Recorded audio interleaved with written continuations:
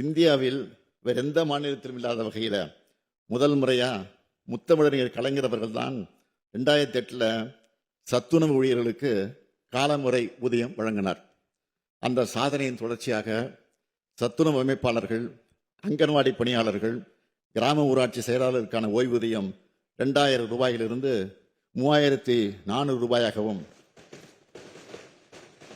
பணி நிறைவின் போது அவங்களுக்கு வழங்கப்படும் ஒட்டுமொத்த தொகை 1 லட்சம் ரூபாயிலிருந்து 2 லட்சம் ரூபாயாகவும் உயர்த்தி வழங்கப்படும். குறு அங்கன்வாடி பணியாளர்கள் மற்றும் வனக்கள பணியாளர்களுக்கான சிறப்பு ஓய்வூதியம் 2000 ரூபாயிலிருந்து 3200 ரூபாயாகவும், பணி நிறைவின் போது அவர்களுக்கு வழங்கப்படும் ஒட்டுமொத்த தொகை 1 லட்சம் ரூபாயிலிருந்து 2 லட்சம் ரூபாயாகவும் உயர்த்தி வழங்கப்படும்.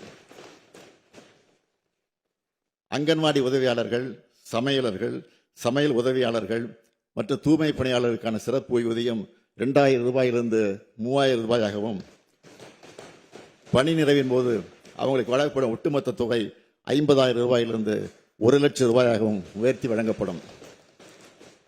சிறப்பு ஓய்வூதியம் பெற்று வரும் சத்துணவு அமைப்பாளர்கள், அங்கன்வாடி பணியாளர்கள், கிராம ஊராட்சி செயலர்கள் இறந்துவிட்டால் அவங்களுடைய குடும்பத்துக்கு குடும்ப ஓய்வூதியமாக 1200 ரூபாயும், மேலும் சிறப்பு ஓய்வூதியம் பெற்று வரும் குறு அங்கன்வாடி பணியாளர்கள் மற்றும் வனக்கல பணியாளர்கள் உள்ளிட்ட இதர சிறப்பு காலமுறை உதவி பணியாளர்கள் இறந்துவிட்டால் அவங்களுடைய குடும்பத்துக்கு குடும்ப ஓய்வூதியமாக 1100 ரூபாயும் வழங்கப்படும். மேலும் சிறப்பு ஓய்வூதியம் பெற்று வரும் அங்கன்வாடி உதவியாளர்கள், சமையலர்கள், சமையல் உதவியாளர்கள் மற்றும் தூய்மை பணியாளர்கள் உள்ளிட்ட இதர சிறப்பு காலமுறை ஊதிய பணியாக இறந்துவிட்டால் அவங்களுடைய குடும்பத்துக்கு ஓய்வூதியமாக 1000 ரூபாய் வழங்கப்படும்.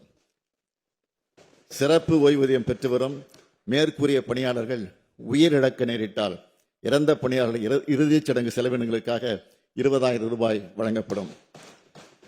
இந்த அறிவிப்புகள் மூலம் தற்போதுள்ள சிறப்பு காலமுறை ஊதிய பணியிடங்களில் பணிபுரிந்து வரும் பணியாளர்களும், இத்தகைய பணியிடங்களில் பணிபுரிந்து ஓய்வு பெற்ற 1.5 லட்சத்திற்கு மேற்பட்ட ஓய்வூதியாளர்களும் அவருடைய குடும்ப உறுப்பினர்களும் பயனடைவாங்க.